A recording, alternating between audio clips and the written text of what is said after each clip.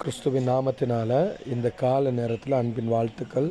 நான் இப்பொழுது இலங்கை பகுதியில் கொழும்பு தேசத்தில் ஹட்டன் என்கிற பகுதிக்கு பக்கத்தில் நான் இருக்கிறேன். நீங்கள் காலையில் இங்கே இருக்கும்பொழுது நான் ஒரு சிந்தித்தேன்.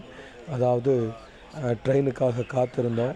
ஒரு அரை மணி நேரம் நாங்கள் காத்திருந்து அந்த ட்ரெயின் வருகிற நேரத்தில் என்னோட கூட இருந்த ஒரு சகோதரர் ஒரு பொருளை மிஸ் பண்ணதுனால அதை வாங்க போனார்.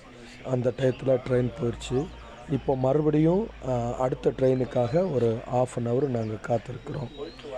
நான் இப்போது சிந்திக்கிறேன், ஒரு ட்ரெயினுக்காக காத்திருந்தோம்.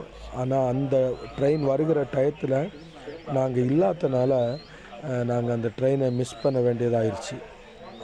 இது போல தான் ஆண்டவருக்காக நாம் காத்திருக்கிறோம், அவருடைய வருகைக்காக காத்திருக்கிறோம், ரொம்ப நாளாக காத்திருக்கிறோம். ஆனால் பரிசுத்தமாக இருக்கிறோம், எல்லா காரியங்களையும் நல்லா செய்கிறோம். கர்த்தர் வருகிற நேரத்தில், அவருடைய வருகை நேரத்தில் நாம் ஏதாவது ஒரு தவறியோ நம்ம போய்விட்டோம்னா ஒருவேளை தேவனுடைய வருகையில் நம்ம எடுத்துக்கொள்ள முடியாது. அவருடைய வருகையை நம்ம பார்க்க முடியாமல் நம்ம போயிடுவோம்.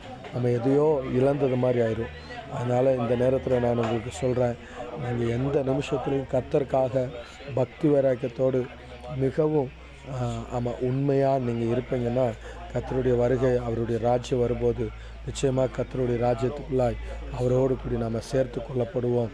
வசனம் இப்படி சொல்கிறது, கர்த்தருக்காய் காத்திருங்க, அவர் உங்களை திடப்படுத்தி பலப்படுத்தி